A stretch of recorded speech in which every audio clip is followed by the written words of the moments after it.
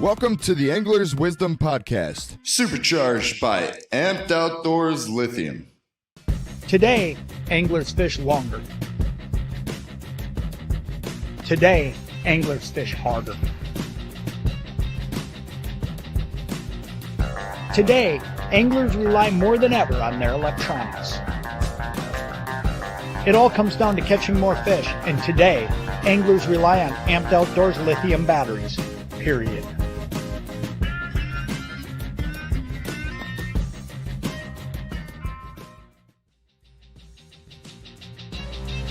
catch more fish, Learn tips, tricks, techniques, and secrets, and decades of angler's wisdom. Welcome to the show.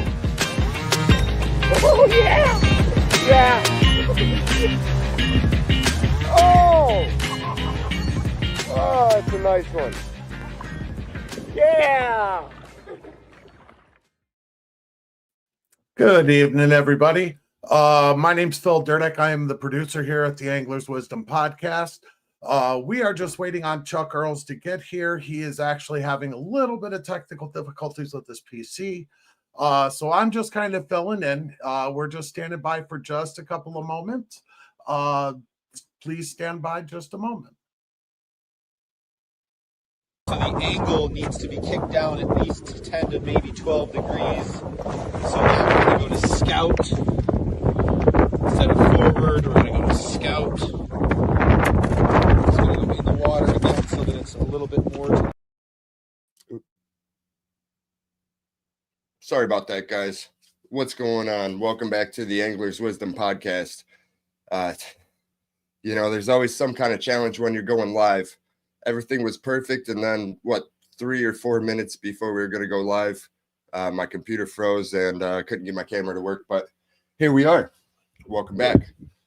Today I have Craig Sleeman joining us. What we're going to do is basically do a complete deep dive into all aspects electronics, from Sonar to DownScan to SideScan, even forward-facing sonar, and also want to touch on the Fishhawk system for anybody that's fishing big water and dealing with currents and temperature breaks and stuff like that.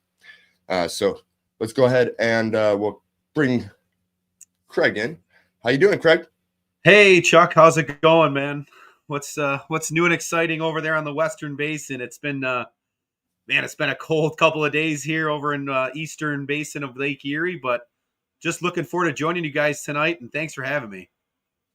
Yeah, absolutely. It's pretty cold here too. Today was a little bit warmer than it's been, but still, I don't know, 7, 8, 9 degrees. Yeah, we had a negative wind chill yesterday, and actually gave us a day off of work, so I got a lot of work done and got actually preparing here for the 2025 season. And hopefully we can fill you in on a couple new things that are coming up, and maybe see you guys shortly. I know we got a couple shows coming up. You're going to be up at Niagara, and I know we'll talk about that later on for sure. But once again, just an awesome podcast. I've been watching, following along, and really a treat to be here tonight. Thanks again. Yeah, I appreciate it. I'm definitely looking forward to learning something. At the end of the day, there's always something that we can learn, especially as anglers, right? Sorry, Absolutely. My questions are not. There we are. No, it's all good. Right. It's all good.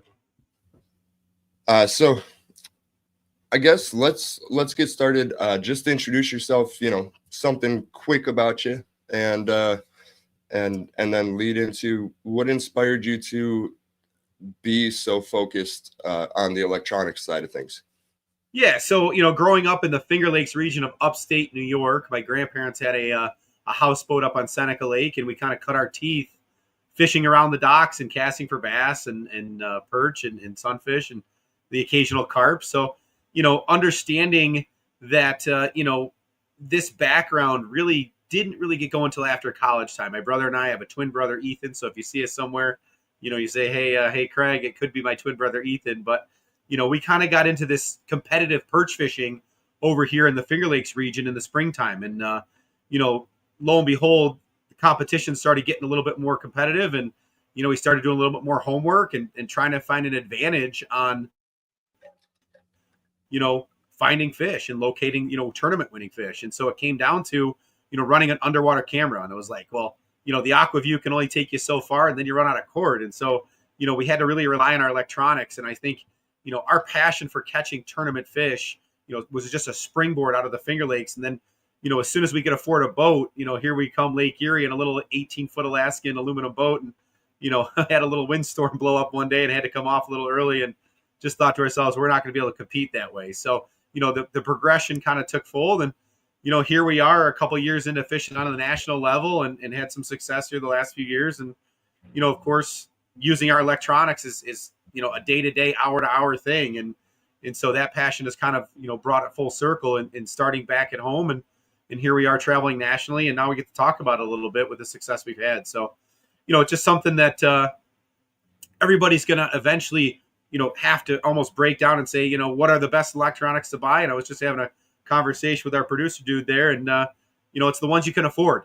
And so I think that's what we're going to talk about tonight is what are we looking for even in some of the base models and also going forward in always, already into this cutting edge, forward facing technology in real life time. So looking forward to kind of breaking this down with you tonight. Absolutely. You said it best. At the end of the day, the ones you can afford, right? Just knowing how to kind of decipher what you're looking at and what can fit your needs, within your budget. So before I get to that, I do want to say your brother got me last year at the Niagara show. I think it was Sunday. Was it Sunday? I walked up. I'm like, hey, Craig. And he, kind of played along for a minute and then let on that, figured it out. You. It's funny. Can your parents even tell you guys apart? Actually, I've got a quick story. When we were young, and just in the diapers, my dad had woken up. We had been screaming and yelling, doing something. Obviously, we'd probably, dirtied the old diaper. And so he went out and changed one of us, came back to bed and said, I ended up changing both of them to my mother, Terry, at the time, and said, geez, it's funny. They both have a birthmark in the same spot. And my mom had to remind my dad that, no, only one of us had a birthmark. So Ethan got changed twice. And there I was sitting there probably with a dirty diaper. But yeah, it's something that they, throughout our years, they've also struggled with. So for sure. That's awesome. I could see that could be useful. Absolutely. Anyways, let's just break down real quick the different types of technology, the like traditional DownScan, SideScan, forward facing, and then we'll kind of like dive into each one. Yeah, absolutely. So, and just, I'm going to present this just to see if, if our viewers can kind of see this stuff. And, we're going to kind of go back and forth here and just understanding kind of today's electronics, and really, more importantly, just kind of giving a brief overview of what this looks like. And so hopefully you guys can see this at home. Can everybody see this? Try to get this presentation started. Just, again, going to kind of go through this briefly, but at the same time, just kind of understand some things. So, when we start this whole process of breaking down a piece of water, usually we're at high speeds, right? So we come out of the launch. You guys on your kayaks, can also utilize, your electronic motors and get going at probably clips of 4, 5, 6 miles an hour. So, for us, breaking down a piece of water is covering water. And I think the one thing is just having a really good two-dimensional or 2D transducer. And what that means is that we're going to see an image that is flat, yet it is two-dimensional, meaning just length times width, just like my daily art class. But it's going to mark a solid air return. So in other words, any air pocket that's in that fish, that solid fish that's underneath that surface of the water, even at speeds, we're going to get a return. And if you look really closely into this, I can zoom in. I've got some areas of kind of some orange marks with maybe a little bit of yellow mixed in, and they're kind of at that 50-foot line. And I believe this is a time that I was on, a deep part of the eastern basin of Lake Erie. I've got some fish that are stacked over the top of some bait, and some smelt had made their way down in that 70 to 80 feet of water. And so looking for, a situation that looks just like this, as you can see, it's 76 feet of water, 76 degrees.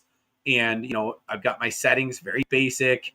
It's kind of on an auto setting, but I'm driving around and looking for a presentation that is going to see, a school of fish that looks just like this. And again, I don't like to fish unless I see fish. This isn't a time for me, especially in tournament hours when we've got a very limited amount of time where we could just go out, find some fish, put some lines in the water and catch them. That's going to be ideal. So to do that, we again are going to use these electronics.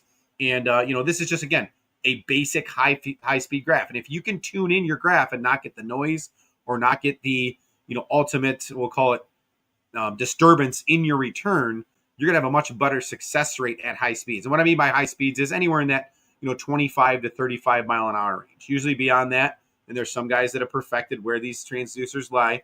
But if you can get it somewhat of a return at speed, then you're going to have a much higher success rate. So standing there, just graphing through that, obviously 2D sonar is going to be our most basic type of sonar. Now, once I slow down and I'm looking at this 2D sonar, I've got a couple other options. On the left, you can see that traditional 2D sonar, and I've got it set on a very kind of standard palette, if you will. And what I'm referring to palette is the colors that make up the fish body. And if you can see, there's a little bit of yellow in the middle of them, means they're pretty decent return. We've got a little orange, and then they start to fade into that blue kind of hue. On the right, I've split my screen in what we call DownScan. Now, DownScan can be just that. It's a very, very strong sonar that's going to go down and actually look for that air bladder. And if I zoom in really close, I actually have an overlay, meaning I've taken my 2D sonar and overlaid it over my DownScan. So if we don't do that, all you're going to get are these tiny little white pockets, depending on your palette, that are going to show up. And I've got some other images that I can show you with that. But generally speaking, this kind of starts to illustrate my day. It shows me what I'm looking for. It shows me that, these fish are actually fish. They're not just a blip in the screen, or they're not bait, or they're not junk fish. I am seeing a little bit of junk maybe up here, some other returns that might not be walleyes. But again, I'm targeting walleyes on, the Great Lakes, looking for them either in the Western Eastern Basin or, this last year we competed in the national championship up in Lake Huron. And these are the kind of returns that I'm hoping to find. And so this is a time that if my screen looks like this, I should probably start fishing, right? So as we kind of move through that, let me see if I can jump back out of here. Let me see if I can get to, other types of returns that we might see. And the biggest thing that I always look for, not only are my fish, but what are they feeding on and how do I find bait and understanding what that bait looks like. And so I've got two screens here and one obviously with a giant amount of bait over here. And you can see that this DownScan, again, is telling us a little bit more of this illustration of what that's going to look like with an additional overlay, which we call fish reveal. Okay. And again, this is just Riller Rance unit. I'm going to break down a couple of the units here in just a little bit, but looking for this type of return, I know that these aren't walleyes stacked on top of each other. This is definitely a bait presentation of some sort, whether it's smelt, it could be small perch, it could be alowives, it could be sometimes emerald shiners in the system. So all depends on where you're fishing, but we're always trying to look to see what the fish are feeding on, again, for our presentation. So looking through this further, I had a kind of a cool experience this last summer where I had a fish that was up chasing bait, and I can see that bait ball is kind of a solid on 2D, but look what happens over here on DownScan. It's actually up inside of here, almost like you see on National Geographic where the sharks are in chasing the minnows or the sailfish are in breaking down some of that bait. And so the cool thing is I'm able to see this kind of in live time, just a little bit, that it's taken this shape and it's kind of made this pretty cool looking horseshoe that's discombobulated based on the fact that these walleyes are coming up, or these fish that are in here. It could have been a steelhead that went on there and took care of business in there and started to eat. But just kind of a cool presentation of what this bait really does look like, on traditional 2D sonar versus DownScan. And then from there, what's that? Go ahead. I was just going to say, that's a great thing to make sure you notice, because, it can actually let you know how the fish are feeding, if they're feeding, if they're being active, or if they're just kind of swimming nearby and not really bothering the bait ball. Exactly. And also, notice how the fish, the predators are stacking around that bait. 100%. And it's like going back to this, this loose bait ball. If you see this bait is really not being bothered, is it? This bait is just kind of out loose.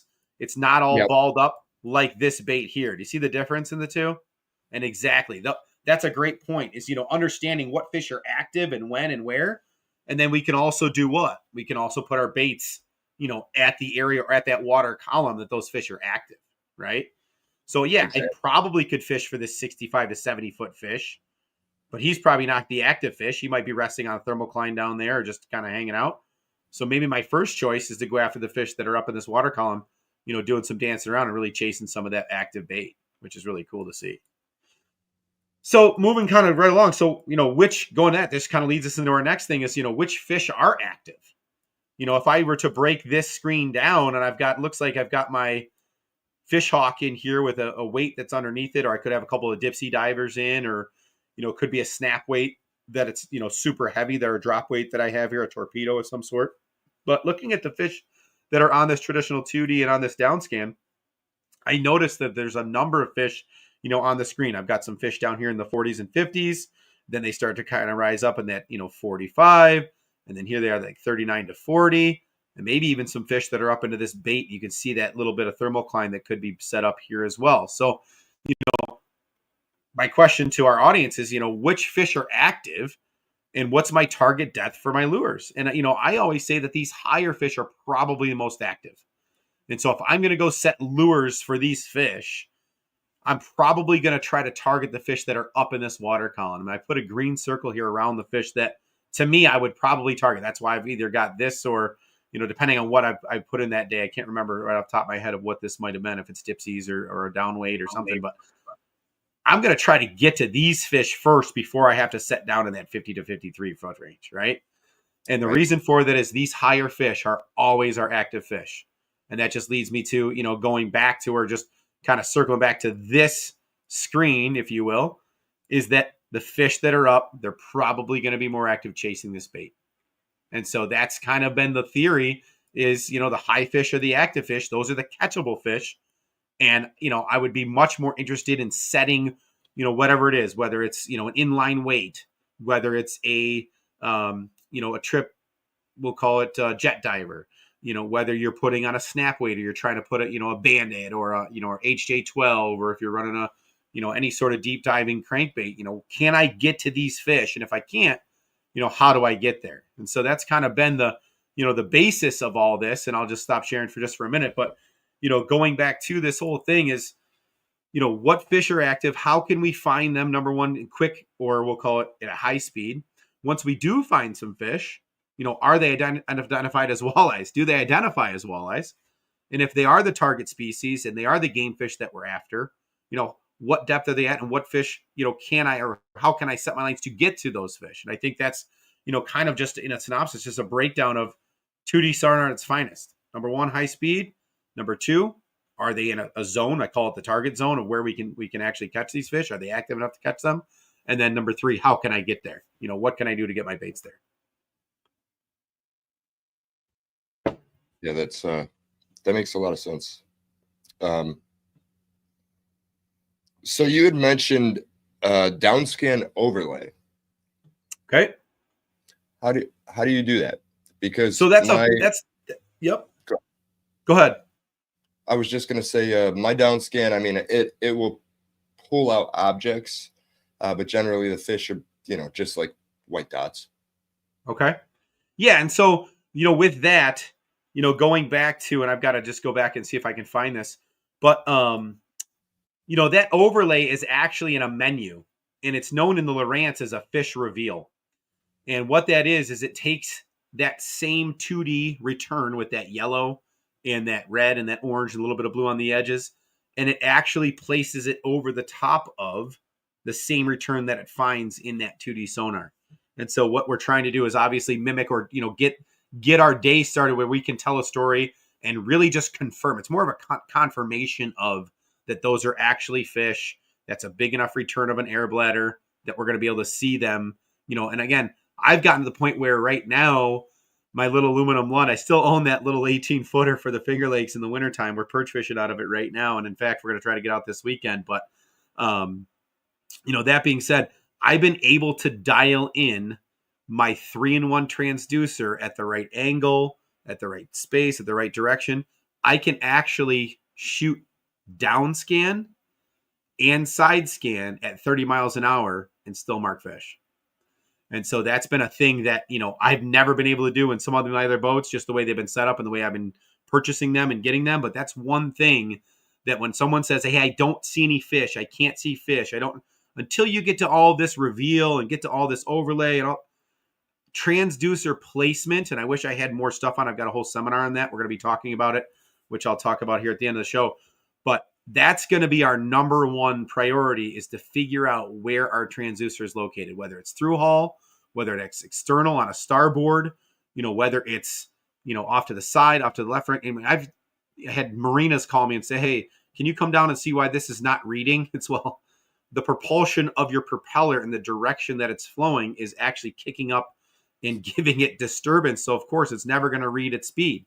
And so those are the types of things that we look for. First thing is when someone has a problem with electronics, the first thing we talk about is transducer placement. And so, that's just something that's trial and error. And I've got a good buddy of mine, his name's Matt Reber. He's out in Iowa, and he's got a river near his house that he's got about 4 old rubber tires that he knows exactly where they are and in what depth of water. When he gets a new boat, he puts on his SideScan, DownScan, and 2D sonar, and he drives by those tires over and over again, going back to the launch, changing a direction or an angle on that 2D and on that 3-in-1 on the external, and continuously goes until the picture looks good. And it could be a matter of 2 clicks down or 2 clicks up, because every boat, especially when they're weighted, think about this: you and your kayak and the weight that you're, moving your boat and your vessel around versus 3 or 4 guys in my vessel is going to kick or change that direction or change that sonar, interpretation of what it's reading. And so, if you're by yourself doing these, determinations of where that sonar or where that transducer is located, and all of a sudden on Saturday morning, you get a boat full of clients and you've got 3, 250 plus pounders, that's going to completely change the angle of that sonar interpretation. So you got to be very careful, when you're testing and when you're getting things set up early in the spring, and then also kind of going revisiting that and seeing what happens when you add weight to your vessel or to your boat, because it could change the reading that you're getting. That makes a lot of sense. I'm just thinking I need to check my transducer, because the way that I have my kayak set up with the batteries and the weight distribution, I like to have almost like a plane. Kayaks aren't designed to plane, but I want my bow a little bit higher because it keeps me a little drier. And when I set my transducer, I had it level on the rigging stand, and I just made sure the transducer was level. So, I'm envisioning that kayak's at a little bit of an angle, just like a boat when it comes up on plane, and if that transducer is not level at that point, you're definitely going to get a, less favorable reading on that. That's interesting. 100%. And I think each boat is different. So, when you set it up on your kayak and I set it up on my aluminum boat, or then I go to my Ranger and I'm trying to configure these, these types of ideas of where to put these things, it's really a trial and error basis. And I think, that's just time on the water and throwing on your shorts and just getting in and out of the water to check it and making sure that it's in the spot and it's secure, so that, when these do come up, these questions come up, that transducer placement is obviously key for number one, for sure. Right. So that fish reveal, is that like the fish ID button? Like the fish ID. Yeah, it's the same idea. Yeah. Yep, exactly. We can run through a menu too. I'll jump on and show you some menu stuff. Okay. Back in the day, that wasn't very effective, right? It wasn't very accurate. You definitely don't want it on the 2D, because you want to be able to kind of see those arches so you can distinguish, is it a small fish, big fish, or maybe just some bait, right? Yeah, you got to remember also too that the cone angle, depending on depth of water and what megahertz that you have it on. I try to get around at high speeds in my 200s, because it's a much narrower cone and it's shooting a lot faster.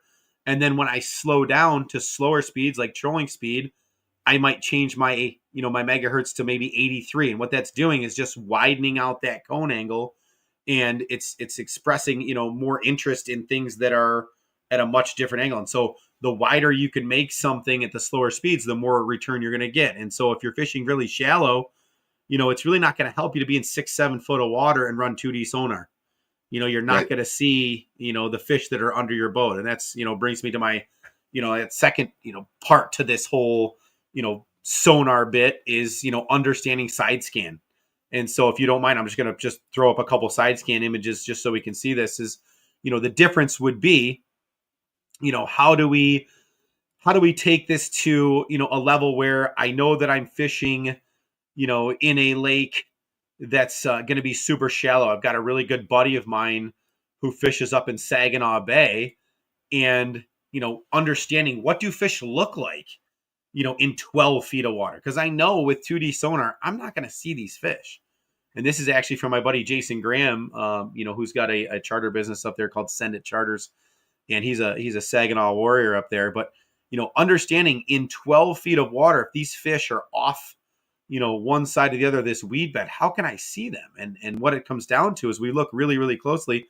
These red arrows are pointing at these little grains of rice. And in fact, this is a separation with a little bit of shadow. And you can see that little bit of shadow, just kind of drop shadow off to the right-hand side of these fish that are here.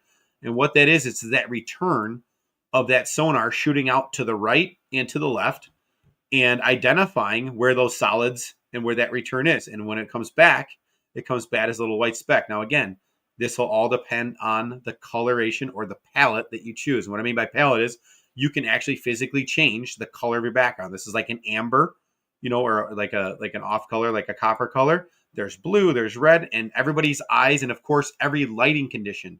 Certain days when it's super, super bright out, you may have to change your palette to pick these tiny, minuscule little things up. This is, again, from a hummingbird unit, and it's run at 455 kilohertz. But in this case, you can see these weeds. And again, this is at kind of a very slow speed. It's like it says 0 point something here.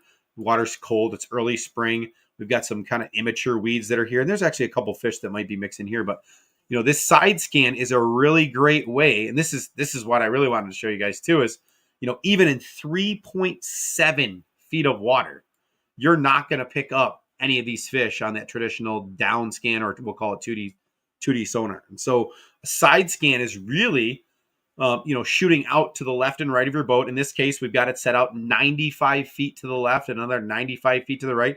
Looks like there's a big wall here. Maybe it's a break wall outside of a harbor. And we can see these fish in this bait that is 100% present. And they kind of look like these long little grains of rice. And so with that being said, this is another tool. If I'm anywhere in that, 18 to 20 feet and in, I wouldn't go much, more into, 30 and 40 feet. Starts to get a little bit spicy, but, can still be found.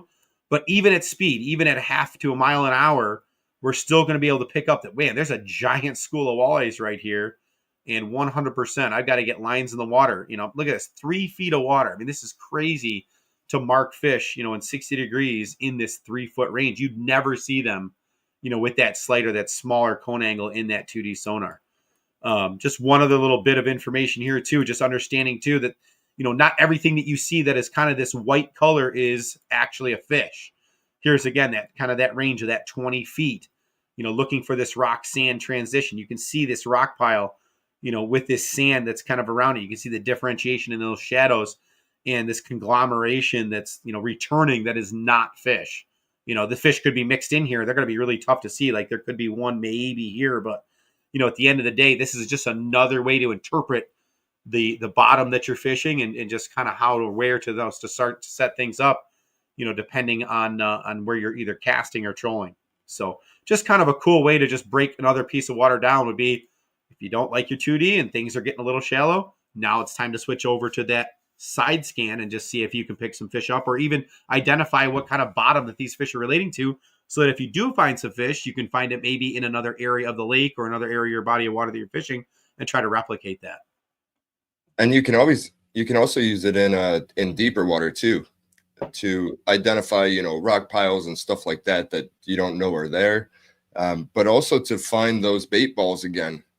Yes. And even when you find them, you can use that to make sure that you're on the outside of them. Because if you're running through the middle of the bait ball, you're probably not going to be catching any fish until you get the beginning or the outside, right? So you run that side scan and you can find where that outside edge is.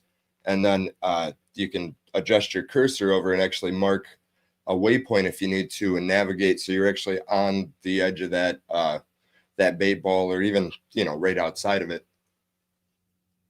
Absolutely. No, that makes a lot of sense. Like I said, I wasn't trying to steer you away from not fishing deep, but 100%. If you're looking to mark bait and circle back around to get to that bait because you saw some game fish, in feeding on that, what a great time to run side scan would be.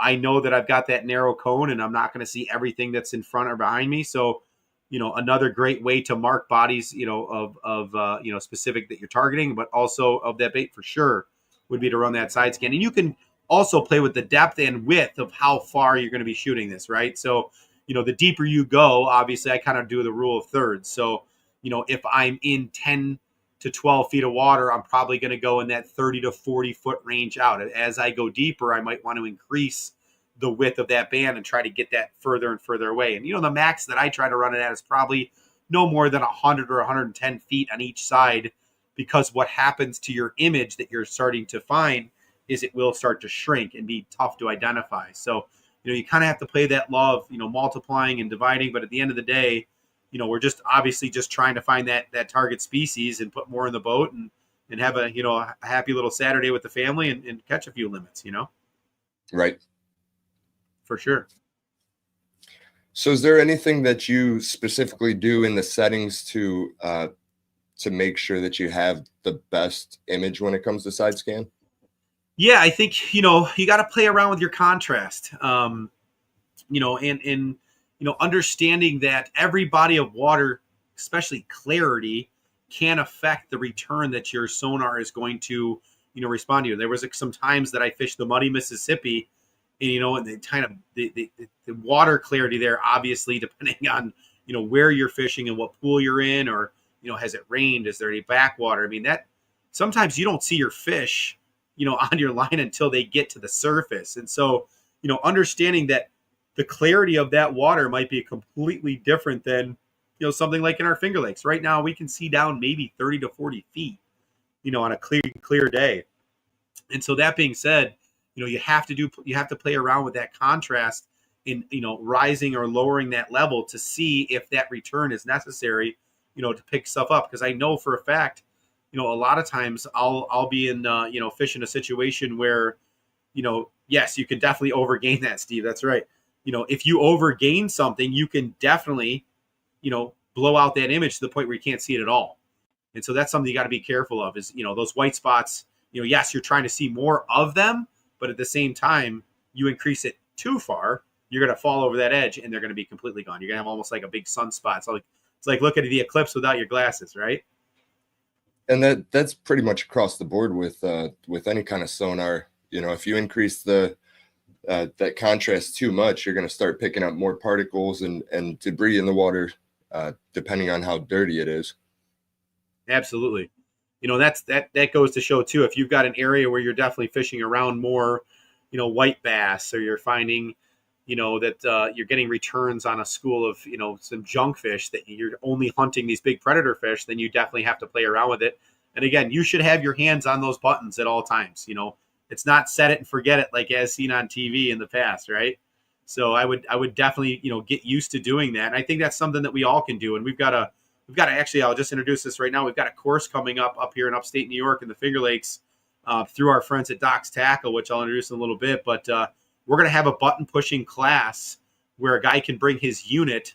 We've got a Lowrance class in the morning. We're running a Garmin class in the afternoon, and it's limited to 15 spots, and a bunch of them are sold out already. But, it's where you can just bring your sonar unit powered on. And so if you don't have an opportunity to take a class to do something like that, but you definitely want to get a power source, run it off of a battery, run it off of an inverter. If you can get a plug to plug in and play, there's nothing better than sitting down, especially in these cold days. If you're not an ice fisherman, and putting that unit in your map and just playing around, see what you can find.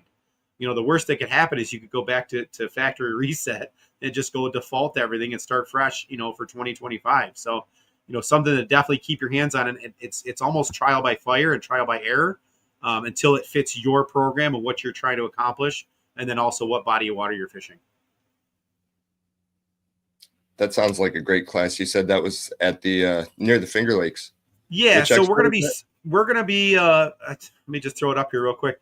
So if you look at, and just jump onto Facebook and can follow Doc's Tackle, we're going to be putting this together. Let me see if I can throw this up here. We're going to be running an electronics training class on Super Bowl weekend, and I'm not going to predict anything, but I'm just hoping there's a team that wears red, white, and blue from the Buffalo area playing this weekend. But with Lance Valentine's going to come in, I'm going to assist in some of the classes here. But on Friday night, February 7th, I think it's from 6 to 9, we're going to be running interpreting sonar. So just basic sonar, kind of like the things we've talked about today. If you're new to the game and you want to learn more about your unit, just understanding what happens when, that's going to be a great start, kind of an introductory level. And then on Saturday morning, I believe we're going to start probably right around 8 to noon. So we're going to have a 4-hour class. You bring your Lowrance unit. It's going to be a hands-on where you actually plug in your unit. We're going to go through a ton of different settings, learn about mapping, learn about 2D and SideScan and all the fun stuff that goes along with it, how you can categorize waypoints, how you can save them, put them onto SD cards, and all kinds of good stuff. So that'll be on February 8th in the morning. And then in the afternoon, the session's going to be with Garmin. So we're going to have a Garmin hands-on, again, bringing your Garmin in, plug and play, and that'll be, again, limited to 15 people only. So it's kind of a hands-on, but very, we'll call it, user-friendly, but also you're going to get a ton of attention. And Lance and I are going to be able to go through and just kind of look through units and just make sure everybody's kind of on the right page.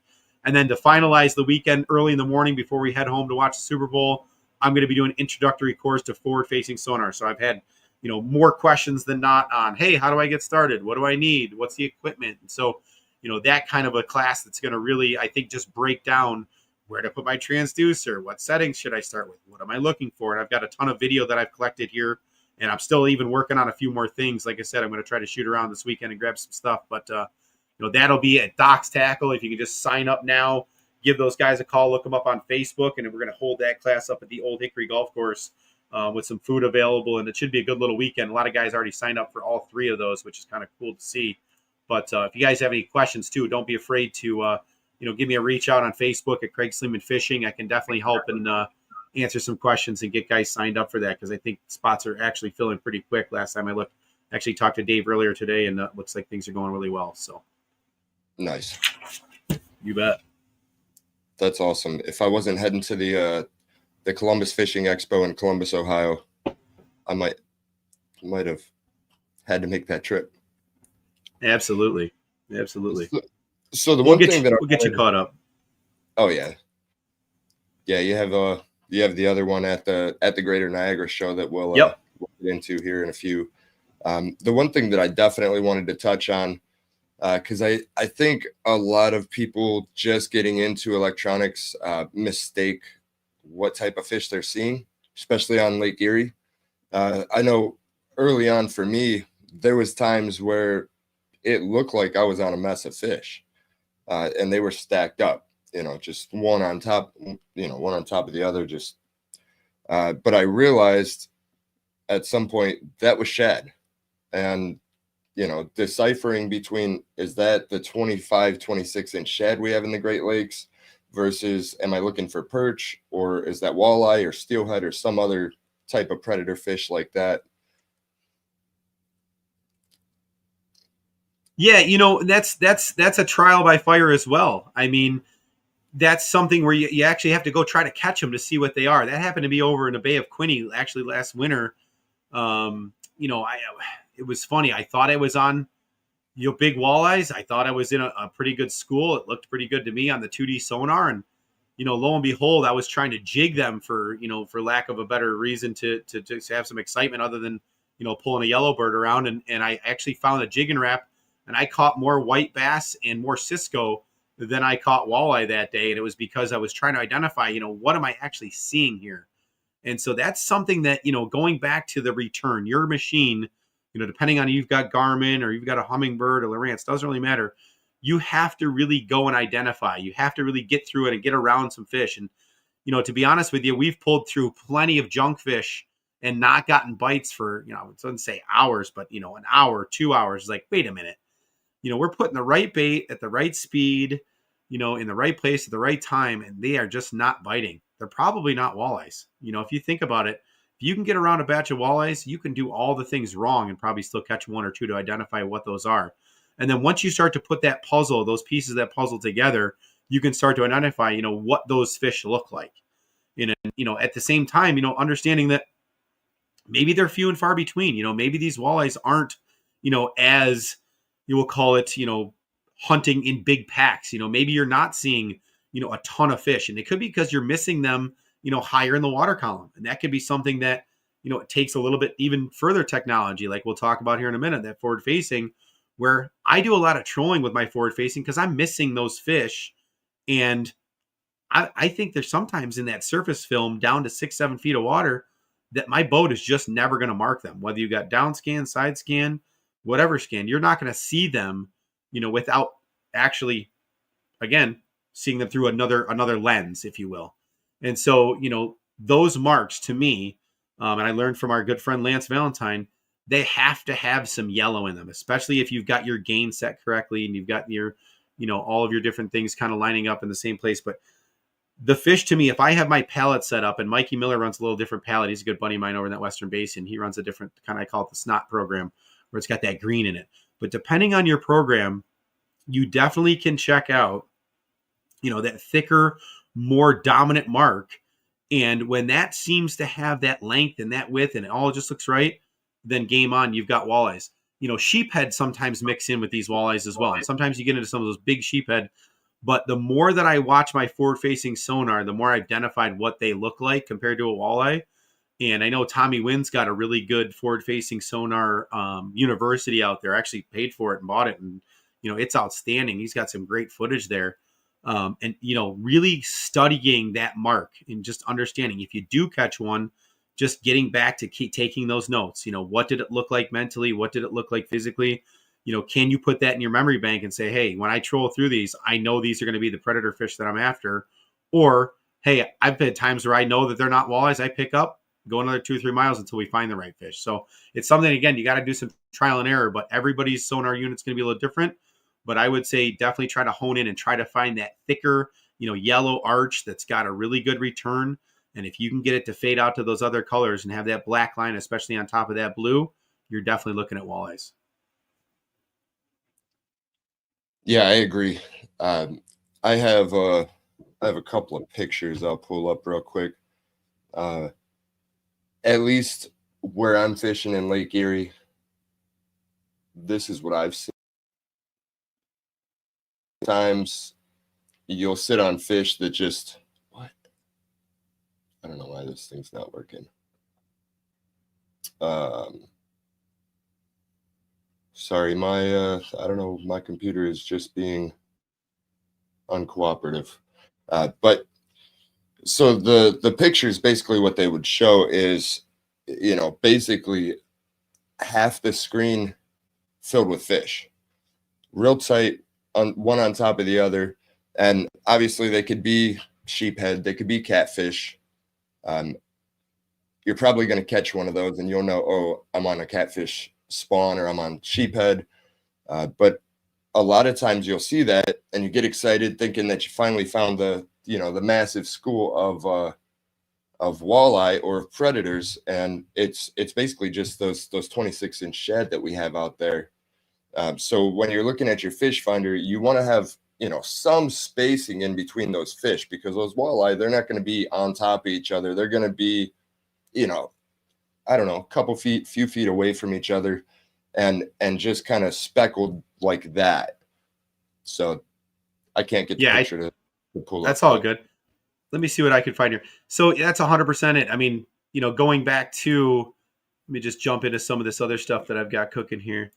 So if we look at, this little stack of fish, right? We'll go back to this little, and, wind can also be a big propellant of where these fish, reside and where they locate. And if you look, these actually happen to be perch. They're not walleyes. They're definitely perch.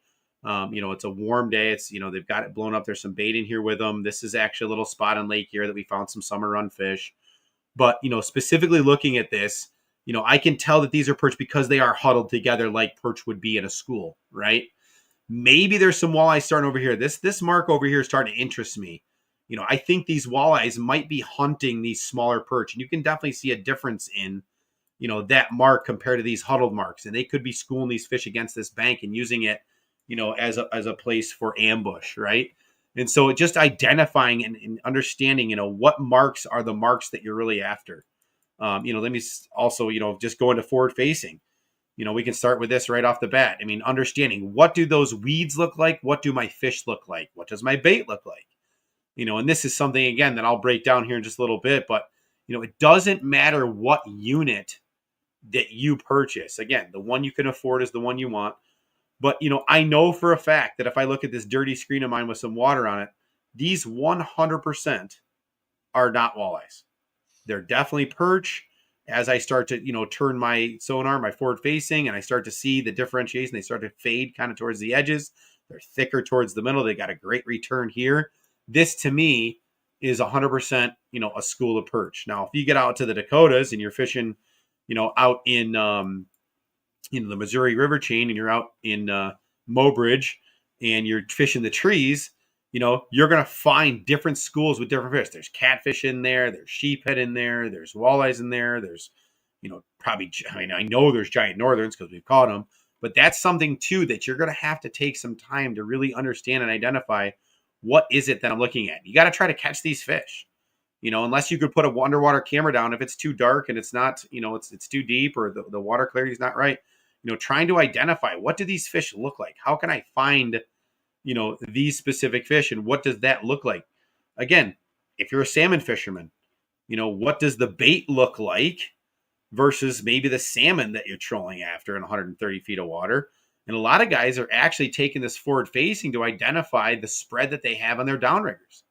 And some of these new, observational tools like this new, LBS 600, whatever they just came out with. I mean, it's humongous. They can look back hundreds and hundreds of feet. A good friend of mine just picked it up, and for the money, we're going to see, can he even see his whole spread during his trolling outing, right?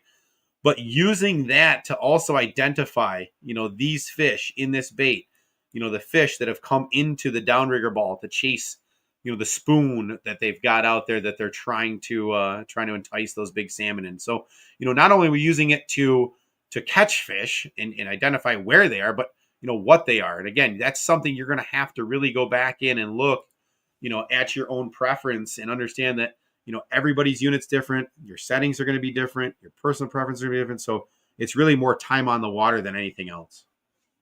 Right.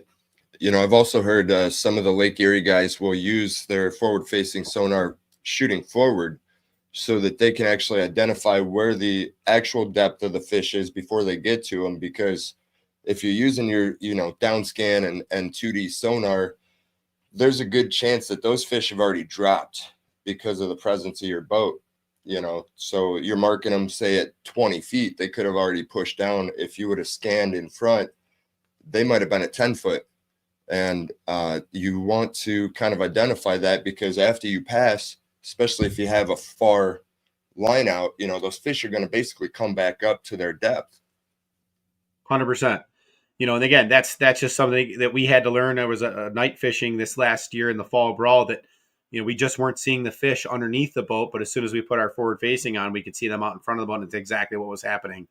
I know that happens, especially in the springtime when that water temperature, up at the surface is getting warmer earlier in the day, or later in the day, I should say, and those fish will start to rise up and try to get to that warmer temperature water, just so they can reside there and try to warm up, get their metabolism going. Another thing I just want to share too, it just comes down to, can you find something that, that you can really sink your teeth into? And so I'm just going to throw this little video in, and obviously this is a bait ball with some fish, right? And I don't know, can you guys see this okay, Chuck? Can you see this all right? Oh, yeah. So here we are. I'm just scanning around. This is in forward mode. Okay. And so what this is, it means that I'm at 0. So up here, my boat is located here. This is kind of like the keel of my boat. And out in front of me, this red orange line at the bottom, that's the bottom of the lake floor. I'm doing a little kind of messing around here, kind of looking around for some other things. But what I've done is I've identified this bait ball that's being chased around by some of these predator fish. And so I'm just going to go through that again. So looking at this, what I'm identifying is obviously these single marks, these single red with this yellow and orange around them. These are my fish that are after this bait ball. And of course, I'm obviously going to be trying to get a bait down into those 25 to 30 foot range and get these fish to think that this is a bait that could be coming through. And again, this could be bass. This could be, rock bass. This could be anything. I'm not really, I'm not really sure what these fish are yet. because I haven't been around this body of water. This is actually up in Lake Ontario. That is a little bay that's off the south end of Lake Ontario called Irondequoit Bay. And it was just down kind of by a bridge abutment. And I went through and, found some of these fish just to try to learn more about my unit. And then from there, I was able to find some other fish. And if I'll go back, I'll just share this in a second. That ended up finally figured out what the heck these fish were. And, it took me a few casts to kind of identify where and, how this was all going to take place. But let me just share this other video with you guys just for a second. This is and actually turned out to be a number of bluegills, or what I like to call panties. So with this, it took me a minute to figure out why these panfish were actually basically just kind of sticking in this one area. This is a big open basin. There's not a ton of structure till you get further to south. There's a few drop-offs and a couple areas around a bridge, but I'm down south of this bridge and I'm trying to figure out, what these fish are. Why is there this school of fish? And every so often you might see my drop shot with a piece of plastic come in here. So I'm scanning around, I'm kind of moving the boat around to identify where this group of fish is. And so, I'm seeing a really good return. I see this red on the inside, which means I got my gain right. I'm identifying that these are definitely fish kind of swimming around. And it's right here. I'm just going to pause this for a second. If you look at this post, this could be a log, a piece of rebar that fell off of a bridge. This could be, a broom handle. I'm not really sure, based on these fish, it looks like it's pretty tall. And I just got to let this run. But these fish were hanging on this one piece of structure in the middle of nowhere. And so not only is this telling me a story, but, kind of there's my drop shot going right to them. Just came in from 20 to 30 feet of water. I can just throw this back just a little bit here. Let me just slide this back. There it comes right through the top. 20 to 30 feet out, I should say, right down to that 20 feet of water. And boom, I figure out what these fish are. They're bluegills, they're sunfish, they're panties. They're just, nothing that I'm after for the day. I'm actually looking for walleyes in this bay. But it was just cool to see that they were really residing around this tall, what we'll call it telephone pole, for lack of a better term. And it just put them, into that structure. And so what I've done now is in my search, if I'm looking for fish, like these, or if I'm looking for some rock bass for kids, because we do a lot of little kids, trips here and there, I'll constantly just scan around. I can sit in one spot and just scan around out to 70, 80, 100 feet and find something that these fish are relating to and identify what kind of fish they are just by trying to catch them. And it took me a minute, but I had to downsize my lure. I was using a drop shot with a little piece of plastic. You see they're chasing it up right now here to the left, but I eventually pull one out of here and just catch these fish to just, again, identify what they are. I had to go and practice and see what the heck they were to make sure that I was, there it goes again. I probably catch another one here, but just something to really kind of have in your arsenal, just something else that, hopefully that, once you kind of get your unit up and running, once this forward facing thing kind of takes its toll and we figure out who can use it, who can't. But, for a Saturday morning guy that's taking his kids and would like to catch some fish, this would be an outstanding opportunity to put them on a video game experience, if you will. We talk about less screen time with these kids, but at the end of the day, it's really, really cool, to see and identify some of these fish and figure out what they are. And that's the whole game. That's the hunt that we're all on. And that's what gets us out of bed on Saturday morning before the sun comes up to go out and find these things. Yeah. You got to remember that it is, at the end of the day, an angling tool, right? So it's not just to put it out there and catch a fish, but to also pay attention and identify how these fish are reacting, what they're doing. You can really build your angling brain by identifying this stuff and just noting the different conditions. 100%. And, again, we're learning fish behavior. We're learning how they react to, certain lures, to certain scents, maybe certain colors, that we always break this down is, what are the ingredients that are going to give us that success? And once we have that success, that's kind of like the moving on piece. That's, where do we take it from there? Are we trying to identify the biggest fish in the school? Are we trying to just catch more fish and get to our, our limit? And this is something too that we've had conversations about is, also respecting the resource. Now that we have these tools that are helping us increase our catch rate or increasing or identifying our fish, there is a respect factor that we have to have, for this resource. If I sit there and pound on, 50 fish in 15 minutes and catch all of them and they're blowing air bladders and we've got baro trauma, is that respectful to the resource, or should I just be moving on? And, that's a whole nother day, whole nother dollar. But, we have to respect the technology. It's coming no matter what, whether we like it or not. AI is running everything right now, and there's people putting speeches together, I'm sure, this past week when we had the transfer of power here, that were probably built in AI. And I know guys running companies right now with using AI. So respect it, don't disrespect it. Don't put it in a situation that's going to be hurtful. But then again, also at the same time, I'm a tournament fishing. I want what's best, right? If you're going to go out there and be the best kayak fisherman and catch all the fish and, win those big trophies like you got behind you, you want an advantage. And, it was, brought to my attention that this last week that there's a tournament that we're going to be fishing in possibly this year again, not the national level, but local level, that's going to say no casting. And it kind of took me by surprise where you can use forward-facing sonar, but you can't cast in this tournament. And so it's like, well, if it's an advantage for me to cast, isn't that the reason for the tournament, is to find an advantage over your competitors? And if you can catch them quicker and catch them larger and put together a bag of 5 or 6 fish, so there's definitely some talk to be had on this topic. There's definitely talk to be had on, forward facing and what it's doing for the sport. I know the bass guys are having a tough time, understanding how it's going to fit in their program. But then again, that's just gonna be with time, and we're gonna have to respect that. And everybody's opinion counts. Everybody's probably got a point, and I think once you start to use it and understand it, then you can see its place for it and to see if it's going to work for you. Yeah, I agree. Before we, I want to move on to the fish hawk, which is kind of like the next level. And at the end of the day, it's not one of these tools that are going to really make or save your day. It's kind of a combination of all the tools and really knowing when to use them.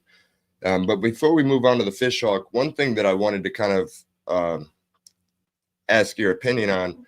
So when you're shopping for a fish finder and you have levels like, say, the Lowrance Hook Reveal series, and then you go into the Elite, and then you have the HDF or the HDS, do you feel the base models, what makes them base models? I mean, aside from like being able to change some settings, in my opinion, are the base models going to have less of a GPS capability to, compensate and leave some room for sonar, take away from the GPS with the navigation? I think there's definitely an advantage to some of the higher powered units for running certain mapping, applications for sure. But right now, at our fingertips, I can go to my Garmin Navionics boating app, and Ike was just up in Lake Champlain doing a show with Docs here this last weekend, and I can basically find everything that I would need right here at my fingertips. And so as far as mapping, there's certain obviously applications that they're going to be able to download and store and hold, and maybe a capacity of waypoints or locations of where you're catching your fish or where you want to mark certain structures. But, I think it all comes down to the power of that transducer and what kind of return you're going to get, maybe at speed or at your side scan or down scan. So I think really what happens is, an affordable unit is still going to tell you the story. It's still going to tell you temperature. It's still going to tell you depth. You're still going to be able to identify. I think they're all pretty good now that you're going to be able to tell, what a fish looks like and what a fish or a rock looks like, right? So I think you're going to be able to tell those things. I think what things people are looking for are, enlarged clarity, as far as pixels per inch, or, speed of the actual software that's being run inside of the power inside of there to catch up and to throw down that sonar and put it in your view, at a speed that can be at 30, 40 miles an hour. So I think, can we get away with it? 100%. I think, again, we talked about this earlier, is, what electronics are best? The ones you can afford, the ones that you can put on your vessel, depending on what you're trying to tackle and what you're trying to do. I know there's guys out there right now that, they have, I had 3 bow mount units. I had 2 at the helm. I had 1 in a shuttle. I've got, coming out my ears, I got batteries. I got all kinds of stuff. So, depending on what it is you're trying to accomplish, there's definitely a unit for you, and it doesn't have to always be 16 inches, with the biggest and most powerful transducer. It's all depending on what your program is going to afford, right? So, that's totally personal preference, but I think that's how it kind of breaks down. I think if you start at that base level, and you work your way forward, you're going to start to see those differences, and they're going to be minimal to start, but once you start to see and understand, I think it's going to be clarity of picture and speed of that processor. Nice. The only time I ever noticed any difference, and it was with the old Lowrance hook series. I was running the Hook 5 to start out, and on a clear day with no fog, you can look at the shoreline and you know which direction you're going, right? But I went out on a day that it was foggy. All the ramps were froze solid, so there was no boats getting on the water, other than maybe a freighter or two coming by, but I wasn't anywhere near any shipping channel or anything like that. But I wanted to get out there and just learn what I needed to know in the foggy situation. And that was the thing I noticed was my navigation. It didn't know which way my boat was going. So if it wasn't for, just having that manual compass, at the end of the day, manual stuff isn't going to work, right? It's going to work. The electronics, if you go with something a little bit at a lower level, just maybe get yourself a manual compass to keep with you if you ever get in that situation, just so, you don't find the fog rolling in and you don't know which direction home is, because that could be a bad day. Absolutely. Absolutely. No doubt about it. So let's get into this. Let's get into this fish hook. Whew. Oh yeah.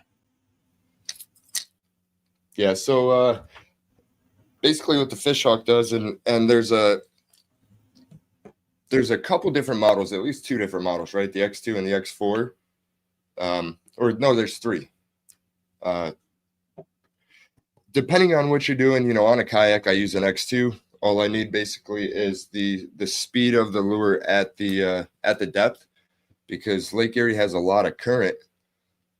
So if you're trolling and you're running your bait at, say, 1.8 at the surface, well, depending on the current, your bait might only be going at 0.8 or 1.2.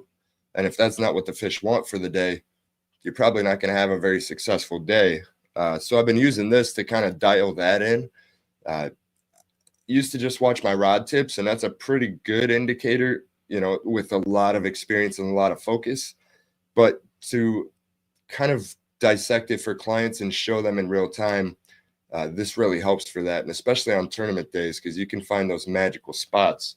So I just wanted to give you a chance, because you have a lot more experience running this thing than I do, just to kind of break it down and tell me, like, how do you utilize it, and what do you do with the data?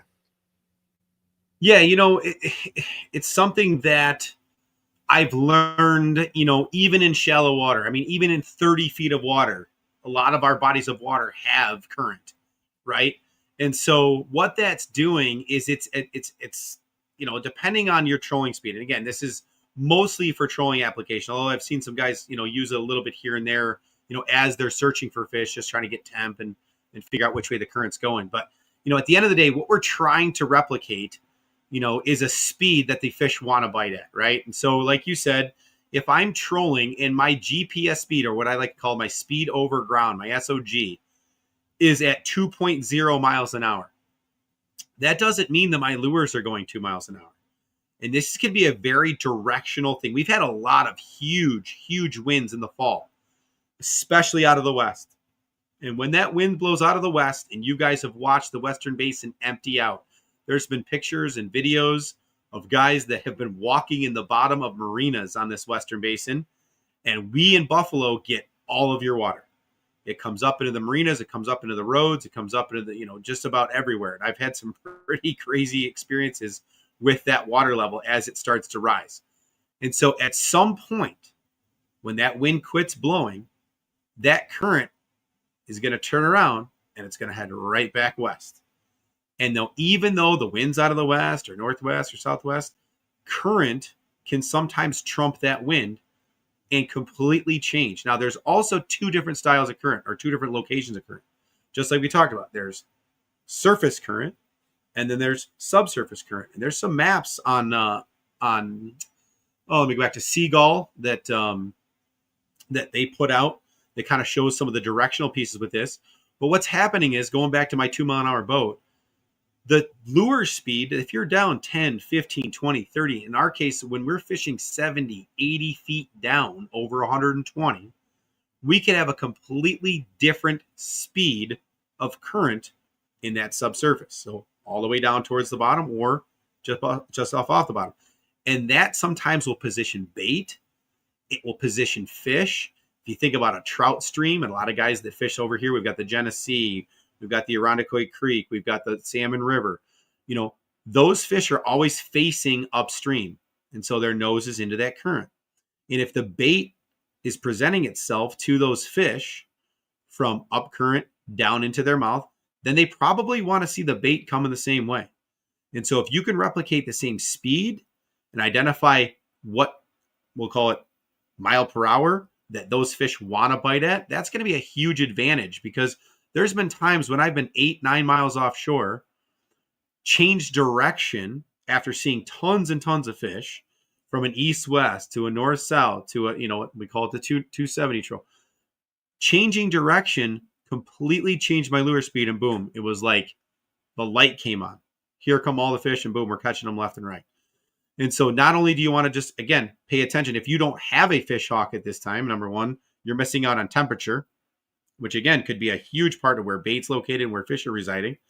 And number two, it's going to be speed of your lure down below that surface. And so, if you don't have one, you could play around with current changes by changing the direction of your boat. One thing I do not like doing is if I have a heavy wind and it's over, it's a foot or more, I don't like going into the wind. I don't like going against that grain. It's sometimes very difficult. But what I will do is I'll create a troll on a trough, meaning I'll put the boat in between the high and low part of that wave and actually drive that boat across the waves so that I'm kind of going with that trough. And that trough is, again, just going to be that valley that you can sink your boat into, your kayak into. So with that being said, you can play around with it, but man, it is just so, it's such an advantage to have that speed and to have that temperature, especially after a big blow, because that current could be changing direction by the hour. It could be speeding up, it could be slowing down, it could be swirling, it could be changing directions. And so that can also happen if you have some major structure, right? And so we used to fish a very popular structure up in Canada where there was times where this red buoy would be almost laying on its side, based on the current. And that was 3 or 4 miles offshore. And man, we had a day where we thought we had some fish going and we caught one here, one there. And, by noon, we'd only had 3 or 4 bites and just couldn't figure it out. And all of a sudden I go, you know what? Let's put the fish hawk in and figure out what's going on. It was a difference of almost a mile an hour, from top to bottom. And as soon as we sped up to get our lures weren't even spinning. We were fishing worm harnesses. I remember the day. And we just, our harnesses weren't even spinning because we just couldn't go fast enough with that current. So we were going with the current and had to really, really speed up. And so again, it's something, there's a lot of, a time for experimentation, but that would probably be one of the ingredients that we use, especially, at the end of this last season. And when I was out in Huron in September, when I was working with the NWT guys on that championship or fishing against a lot of those guys, is I had a little bit of an advantage. I was one of the only 2 boats, I think, that really trolled. And I was able to identify that temperature break where those fish were residing. And they were kind of mixed in with some salmon and some steelhead and also some of the bait. We were able to find and locate that bait on the thermocline. And I think it made a big difference. So definitely something to look at. If you haven't done that, definitely check them out at Fish Hawk Electronics. Yeah, and like you said, the best electronics to get is what you can afford. Absolutely. It just depends on how far you're trying to take it. And hopefully my video is still good. There we go. Wi-Fi. Depends on how far you're trying to take it and how deep you're trying to get. Right. And I've got that X2 unit. That's just like the one you showed there, Chuck, the one that's right there. That X2 is great because I can take it on a buddy's boat. I can take it with me. I can put it on a different boat, if I change from one boat to the other. So it's always something that we kind of pack. And with that new lithium that they've got packed in there, I mean, it's been outstanding. It comes with a little charger. And, if you've got a little USB port, you can charge that sucker right up. But it's definitely made a difference in our game. And I usually don't leave home without it. Oh yeah, that was great stuff. Trying to think, I think we pretty much covered a lot in all the sonars and everything like that. So why don't we wrap it up with, why don't you tell us one of the most memorable stories of a trip that the sonar basically made or broke your day? Yeah, that's a real good question, because it's usually making or breaking all of my days. But specifically, just the sheer fact that, I can remember a trip. Actually, it was out there, would have been, let's see, was it a good friend of mine 2 summers ago, I believe it was. And, it was getting to be that kind, what like they call the witching hour. And, in tournaments, generally speaking, unless it's the fall brawl or a tournament where, it's a couple of days put together, it's really tough to steer away and fish areas that just you're not seeing fish. And sometimes that can happen. Sometimes you're going to have a time where it's, man, you're catching them left and right, and you look around and it's like, wait a minute, I'm not seeing much of my electronics. How am I catching these fish?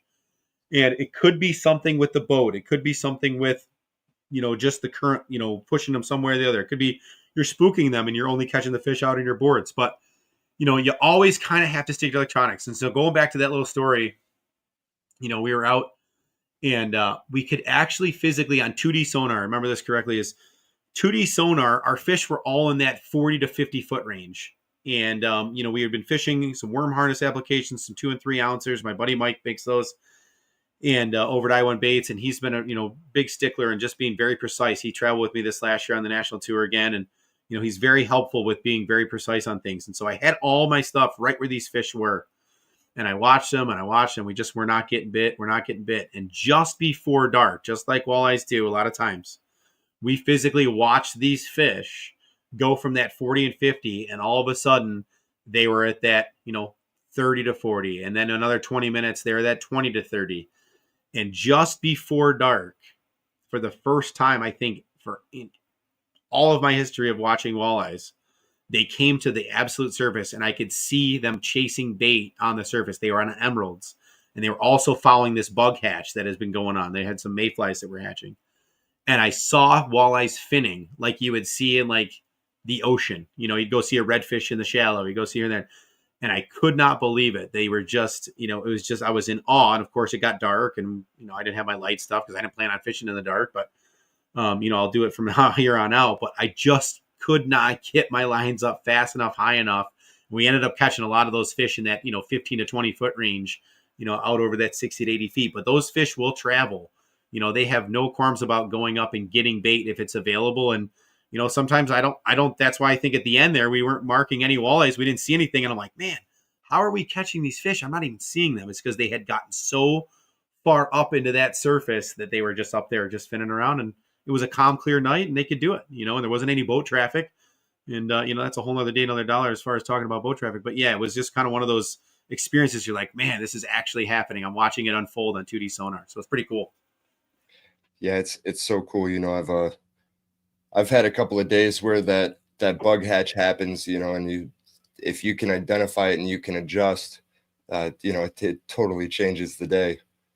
Absolutely. The great thing is you have the walleye school coming up. What, in 3 weeks? Yeah, it's counting down pretty quick. So on February, we're going to kick it off. The show starts on the 13th. We have a Thursday. We're not actually teaching on Thursday, but we'll be there on Friday evening. We've got the Walleye School, so the Lake Erie Walleye School at the Greater Niagara Fishing Expo. And that's a class that we've taught here the last 2 seasons. It's been very helpful for a lot of people. We're basically breaking down everything walleye fishing, from electronics to mapping, to forward facing, to casting, what rods, what reels, speeds, all the stuff. We're kind of just in a nutshell we talked about tonight, but it's going to be a much higher level. On Friday night from 6 to 8, they're going to have the New York State DEC answering questions about the fishery. And we have a little happy hour, so we feed you and give you a couple of bottles of beer to go with it. And then on Saturday, we'll start the class just before the show starts at 9. We'll start at 8 o'clock, and we'll go usually till about 4. And that is a very intensive note-taking, hands-on experience. We feed you lunch. But Lance, myself, and Don Rupert, one of the other hosts of the coveted walleye shootout that's over there in Sunset Bay, Usually get about 150, 170 teams. He'll also be one of the instructors. And then on Sunday morning, we'll have another probably 2-hour question and answer period. Anything that we missed, some local information. Last year we were giving out waypoints of where we caught a lot of our fish. And that'll be on Sunday morning just for a couple hours to wrap up the show. So, looking forward to it. I know there's still a few seats left.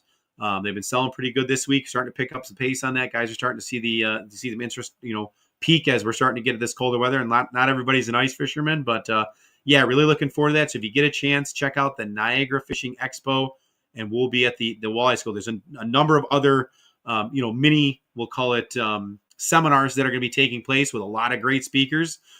So if you don't get a chance to sign up for our class, definitely check out some of the other speakers. I know you're going to be there putting on a few seminars for Joe, and looking forward to catching up with you and definitely trading some secrets for sure. But yeah, check us out, Niagara Fishing Expo, and it's going to be the Greater Niagara Convention Center on the 13th, 14th. Our class starts on the 14th, and 15th and 16th. So looking forward to it. Yeah, it's always a great event. I talked to Joe earlier today. I wish I would have wrote down the numbers because I like to be accurate, but I think he said there's over 80 speakers over the course of the weekend.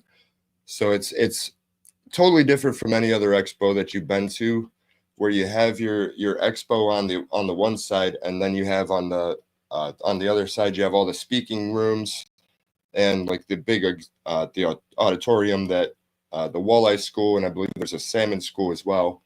Correct. And all individual rooms, so you can get personal with the teacher and learn something without the distractions and stuff. So I always love going down there. It's always a great time. And even though it's cold outside, the convention center is a 5-minute walk from Niagara Falls, the New York side.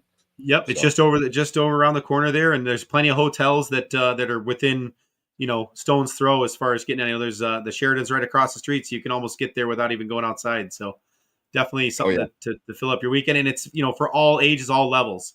They've got the hog trough there with seminars, and I know some of our guys are going to be there, doing some hog trough stuff, and really looking forward to just kind of breaking down the Eastern Basin and sharing what we know.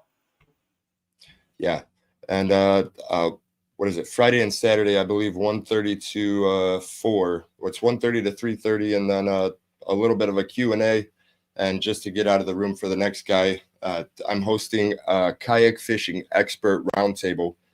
I have people from all over the discipline, from the head kayak designer at Bonafide to the top anglers, even some that have had over 30 tournament wins in the kayak fishing scene. So I tried to bring in a little bit of everything. That way, if you're looking to get into kayak fishing, it doesn't matter what information you need. There's going to be somebody there with the answer, with the wisdom to guide you along the way. So it should be a great time, and that one's free. Awesome. You don't have to buy a separate ticket. You just get into the expo. We might do some promos and stuff like that. So definitely stay tuned for more information. Perfect. Yeah, looking forward to it. Definitely. I know the guys at Docks were, a couple of the kayak guys there. The NYKBF is going to be around, so definitely looking forward to seeing you up there. Yeah, Joe will be, or John will be joining me for that. He's coming on as just a special guest co-host. Awesome. And then a lot of the other people, they will be virtual on screen. Philly D will be in the back, just making sure everything runs good, and it's going to be a great time. Awesome. Good deal.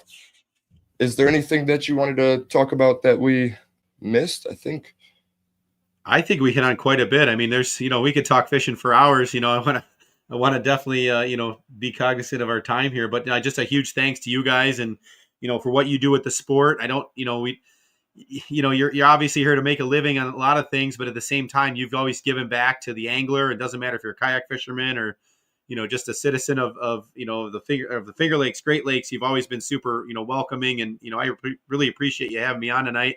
Hopefully we just scratch the surface a little bit and get some guys interested to come sign up for some classes. But always a pleasure. Keep doing what you're doing, and we always love supporting everybody's program. And it's not us against each other when we're on the lake. It's actually us against the fish, right? So that's the biggest thing we got to understand. This is a sport that does not discriminate against anybody, and I'm just happy to get a tug is the drug on the end of the line. That's what we're after. So thanks again for having me on, Chuck.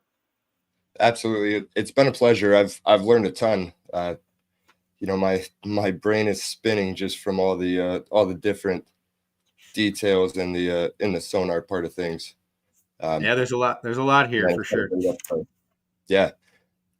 Awesome. Thanks for coming on, and definitely head over to social media, follow Craig, follow all his profiles, and just support him. He's obviously a wealth of knowledge, and definitely go check out his electronics class and that walleye school. I mean, that's over 16 hours of everything walleye related. So if you're looking to up your game, it definitely is worth every moment. And we will be live next Thursday. Should be 8 p.m. Still kind of putting together. I left open the slot for next Thursday for something, some kind of episode that I can't really discuss yet. But if it works out, it'll be awesome. If the intended episode doesn't work out, I'll still have an awesome episode for you. And then after that, we're booked till, I think late March with awesome guests, and keep adding everybody. You can also run over to my website and sign up for the podcast if you want to join the show and share your wisdom. And, like you said, at the end of the day, our job is to help each other and educate each other. There's a saying, I'll leave you with this. It goes with anything, business, life, fishing. At the end of the day, I would rather share a watermelon, a big, juicy watermelon, than be stingy and eat the whole grape. Because, the whole grape's like this. If we're all sharing a giant watermelon, the portion size is going to be massive if we just work together. So, reach one, teach one. And Craig, for you, keep doing the great work. Keep teaching everybody and inspiring the next generation. Appreciate you joining the show. Thanks again, man. All right, guys. I will see you next Thursday, 8 p.m. Eastern Standard Time on the Angler's Wisdom Podcast.